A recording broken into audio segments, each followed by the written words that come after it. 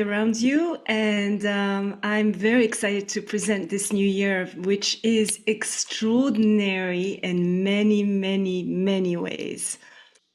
So, 2025, let me start with the actual my presentation. So 2025 started actually in 2024, in the sense that that was the first time that we had Pluto entering for good Aquarius on the 20th of November 2024, and will stay there until May 2044, so 20 years. So it's a very big cosmic event. And Pluto was going back and forth, between Capricorn and Aquarius for the past year and a half, but in November it went for good, and now it is there to stay.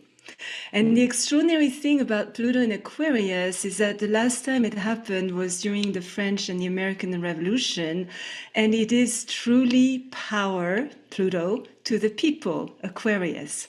So we're going to see a lot of mass movements. There's going to be a lot of people starting to discover their own power, wanting to take charge of their own life. We will not be relying so much on governments, on the church, on other external authorities. We are going to become our own authority. And this comes with the saying, we are the ones we have been waiting for, and we really are. So Pluto in Aquarius will also bring issues regarding AI. And I think we are all a little bit struggling with that. I know when I write something, AI starts to correct my writing, and I'm like, hell no, I don't want that correction. Thank you very much. But, so of course there are good things with AI, but there are also things that could become very troublesome in terms of robots. And robots, I don't know if you've seen some of the very chilling interviews of some of those robots who basically are soulless and yet have such a high intelligence that they, have can help us, but can also go beyond what we created them for.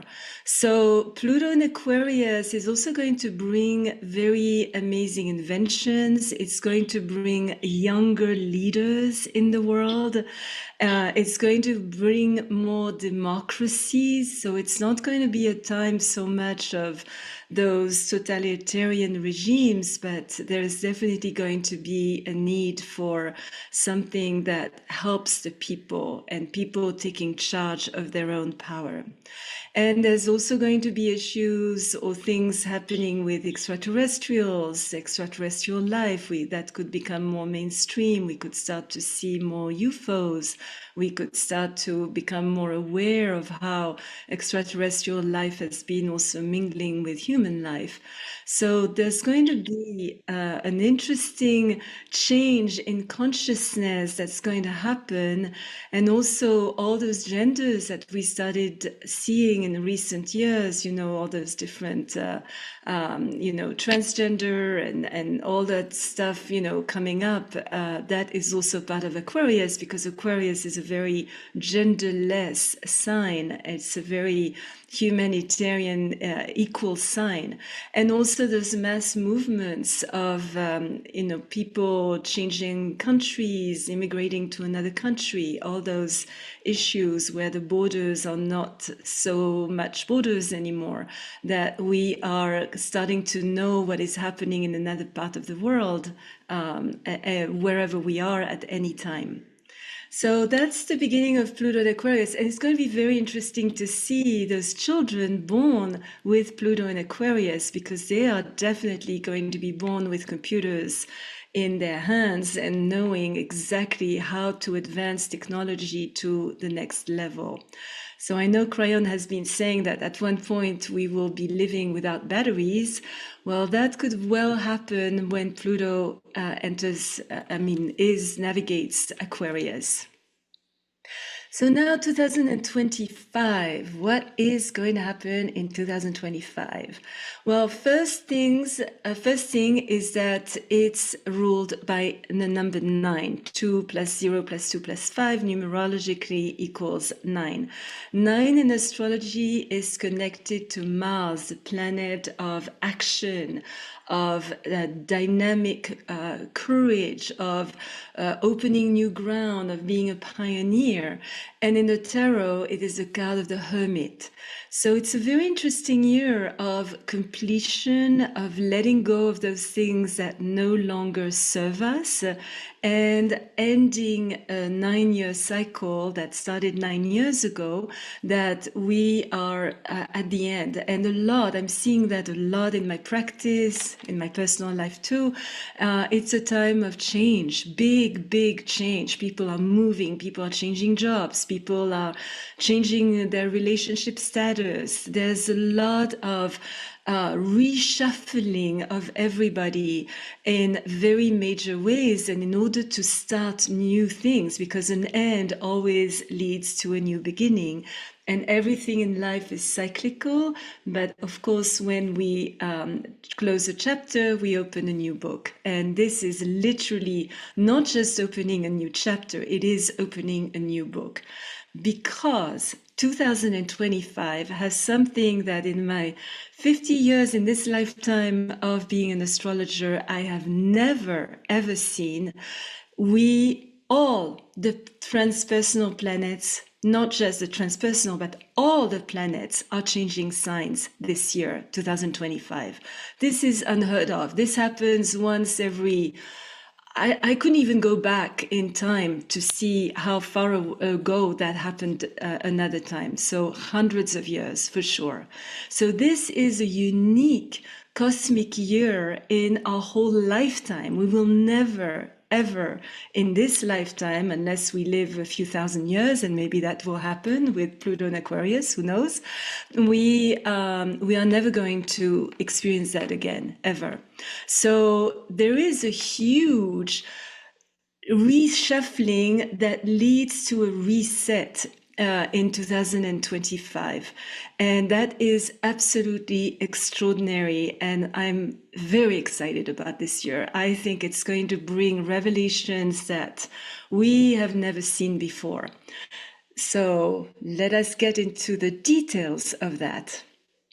So the first thing in January, and I'm not going to go through every month because not every month has a very significant cosmic signature, but I will just detail the ones that do. So January, we are entering the year of the wood snake on the 29th of January 2025. That will continue until February 16, 2026. And the year of the wood snake is a very interesting year. It is usually not a quiet year. It's a year sometimes of even cataclysmic events, major changes, major transformation, but it's a year where negotiation and communication are very, very, very important. This is a year that if we don't communicate with each other, then conflicts could erupt, and pretty big ones. We could see coups d'etats, we could see changes of government, we could see, of course, unfortunately, wars. But again, there's going to be the need to negotiate, and there's going to be voices coming up that are going to be against all those negative influences. And it's a time where really we want to not be passive. We want to be active. We want to be involved in what is happening. We want to act with conviction, with power.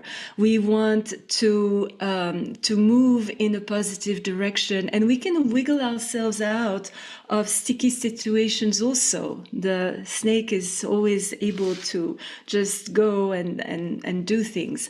But it's a year of inspiration. It's a very good year for fashion, a very good year for artists, a very good year for romance, and also a very good year for money if we act with integrity. And I will talk at the end of my presentation of why this is so, so important, more than ever, that we act with integrity.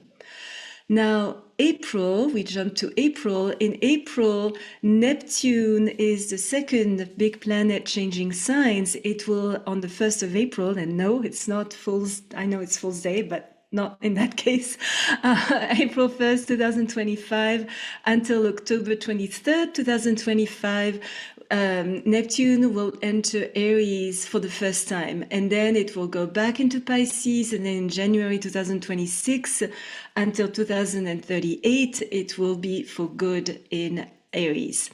Neptune has been in Pisces since 2012, and this has been a bit as, it was its own sign. So this brought attention to water, the quality of water, the messages in water, Dr. Emoto, and also everything having to do with news and fake news and the stories that are passed as real stories and made up stuff with cinematographic effects, etc. Neptune in Aries is not comfortable. That's not the best position for Neptune. It's actually a weird one. But I feel that we are going to see incredible revelations of our true history, because as we know, a lot of our history has been manipulated, a lot has been erased, a lot has been hidden, and there's going to be most likely, especially underwater explorations that are going to reveal parts of our history that we had no idea about and that had been lost.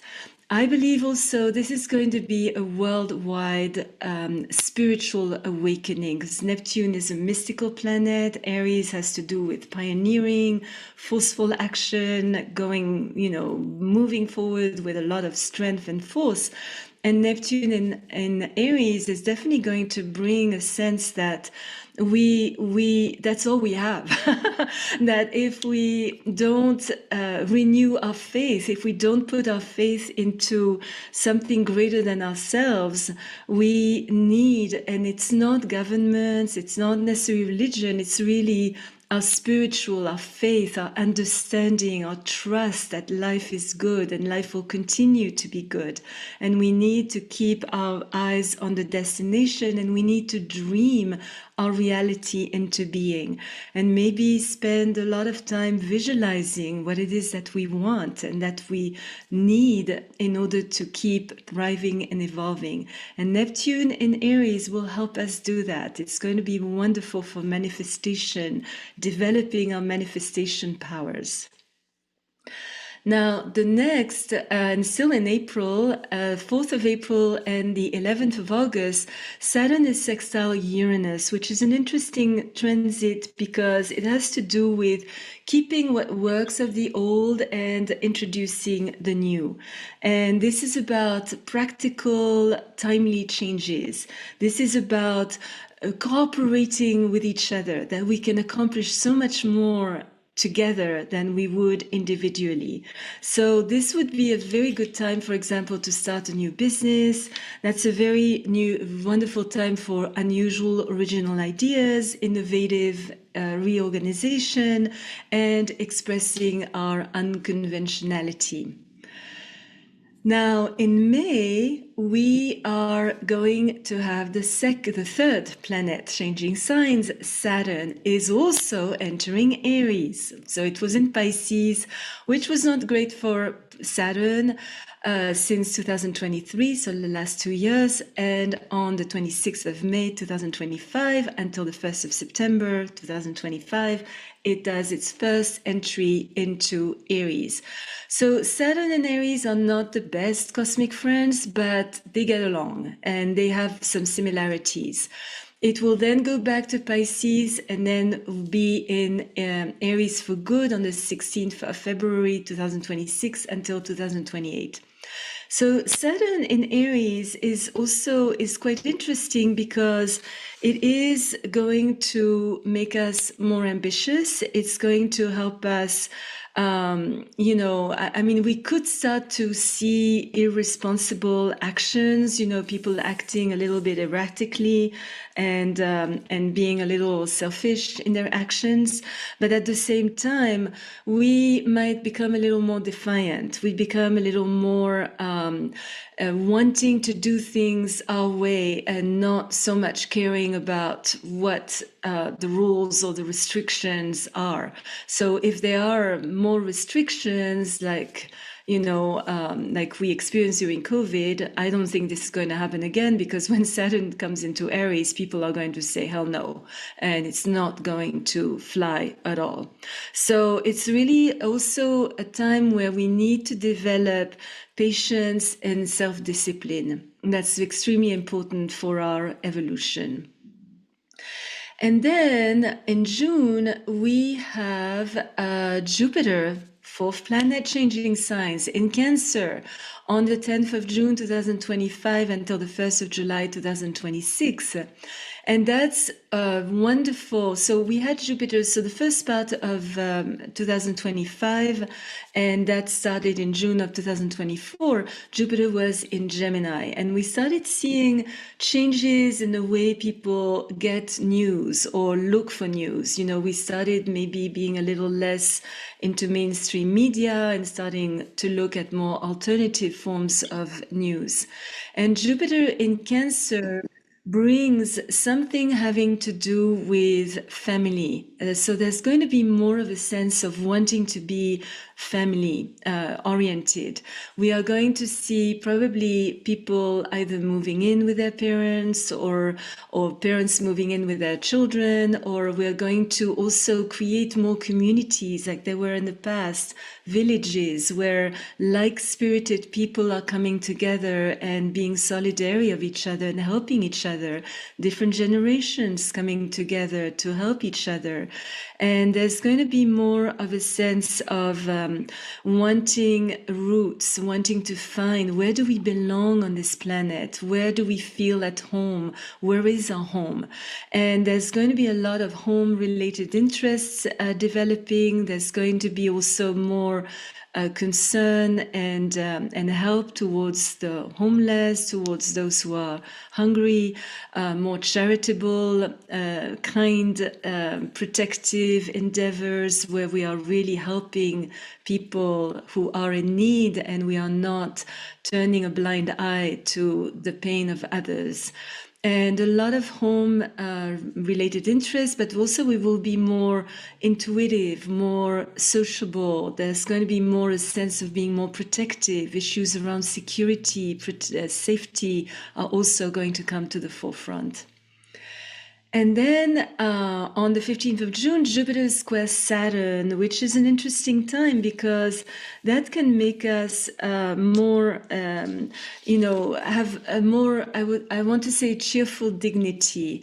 And it's a time to find the right balance between restriction and expansion, between being more cautious and being more exuberant. So there is really a sense of anything that's rigid in terms of policies, we are going to try to stretch a little bit. That's a time also where we need more security, more self-control. Maybe our finances could be a little more strained at that time, but it's not going to last. And we could have a sense of more responsibilities, but if we tackle them with dignity and courage, we are going to see that those limitations bring or create a foundation for something greater to develop out of that. So limitations are not always bad. And in July, we have the last of all the planets shifting, and that's Uranus. Uranus has been in Taurus since May 2018, and in 2025, on the 8th of July, it will enter Gemini.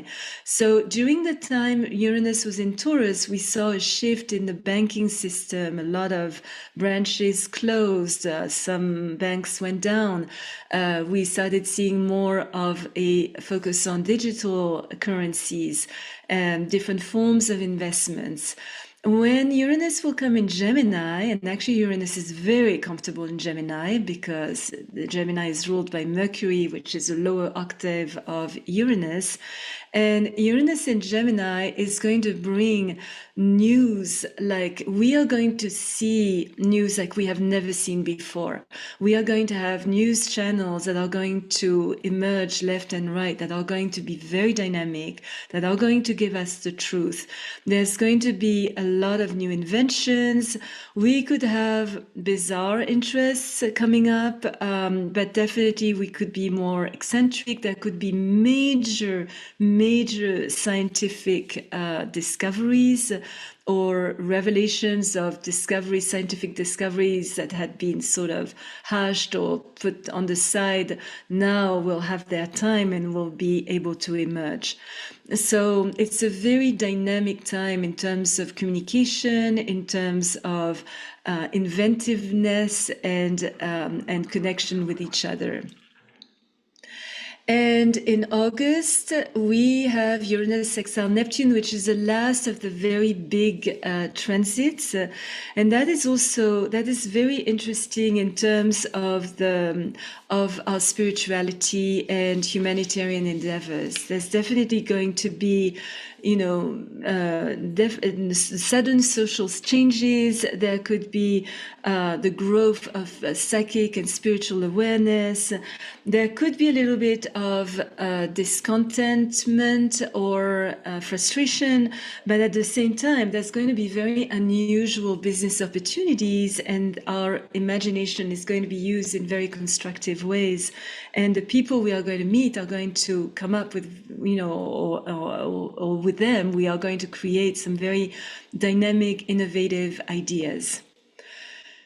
And so that's pretty much. So the first part of 2025 is the most. I mean, things are going to happen in a very rapid pace, and things are going to change. After July, August, things will settle down for the end of the year, but the first part is going to be very important. So where to from here? Well, the first thing was the prophecy rock, and the prophecy rock showed two humanities or two levels to humanity, and it's in the Four Corners area in Arizona, and it's nobody knows how long it's been there, but it really, once you have the visual of this rock, it helps to really understand what is happening right now. That there are two levels to humanity. So there's the upper level where lots of people holding hands, their heads disconnected from their bodies, their feet are disconnected from the ground, and they are going, to oblivion, pretty much. The path becomes rockier and rockier and falls into the abyss. And these are the people who have not worked on themselves, who have no spiritual awareness, who are just following the media trends, or are following the last fashion, or, are not going deep within themselves. And for those people, life is not going to be easy. It's going to become probably more and more difficult as time goes. But for us, and I believe all of us listening here are on that same spiritual wavelength. We've done our work. We have waited for this time. We are ready for this time. We have prepared for this time for maybe our whole life, many lifetimes. We wanted to be here at this time. And some people tell me, really? Did I? Yes, you did. And it's a good thing. It's a good thing we are here, because we are the light holders. We are the light bearers. We are the ones who are showing the future and showing the path to a good future. And that good future on the lower part goes to eternity. That path goes around the rock, and you see less people there. There's actually only one, but representing more people than one. And he's planting corn, he's honoring Mother Earth, he's doing celebrations, he's doing ceremonies, she is connected to the divine, and that leads to eternal life. So there is hope. And there is another prophecy I wanted to finish with, which I discovered in 1994. I was in Paris at the time at La FNAC, and it's a little book that came out at the Édition Lattès, The Prophecies of John of Jerusalem, the Third Millennium Revealed. And I was stunned. It's a very small book. It was supposedly discovered. It was a prophecy from John of Jerusalem. Nobody really knows who he was, but he was probably a Knight Templar in the year 1000. And he talks in this prophecy of the year 1000 that comes after the year 1000, so 2000. And he said the first part, so it's made of 40 paragraphs. The first 30 are pretty grim and dark and awful, but everything has come to pass. If we open CNN, Fox News, whatever, media outlet, it's exactly what's happening. The sword defending the snake, how can I say, all these sexual abuse, sexual trafficking, or the fact that we cannot separate what is true from what is not, that there's a black order, that all those horrible things that we have experienced in the past years. But it ends really, really well, which is why I have so much hope for humanity and that we're not going to destroy ourselves. Because if the first part of the prophecy happened, then that means that the second part is also going to happen. And the second part is very exciting. So it's short, only 10 paragraphs. To my knowledge, I'm the first one who translated it. It was in my book, Astrology for Enlightenment. I published it there for the first time. And basically it says that man will know the spirit of all things, that we will love and share, we will give birth to dreams, we will be able to experience a second birth, we will have faith again, we will heal diseases before they even appear, we will be caring for each other, we will be generous with each other, we will be able to live many, many lives, and we will never forget what we went through and all the horrors we experienced, and we will make sure that never again this happens in our lifetime and the generations to come. So we are, and I believe in this community, this spiritual community, this is what we are creating. This is what we are helping each other, supporting each other to not fall into despair, because there is hope. We are here. and because we are here, and because we have faith, and because we see beyond the illusions, we are able to bring forward the world we want, and not just continue all the tragedies that happen when people lose hope and when people just focus on the negative. So I hope there's going to be, with Uranus in Gemini, a good news channel, finally, because we need that. We need to focus on the positive. So this was my presentation, and I give you back the floor, Lee and Monica, and so much for having me here.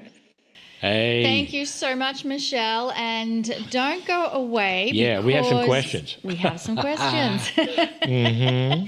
I want to know, because there's 12 signs in the zodiac, and the presentation you gave is telling us humanity, how they go through that. So how does each individual sign play out? Is there any one sign that it's a really amazing year for that sign, especially if you are a wood snake in your thing? How does it play out for each of the individual signs?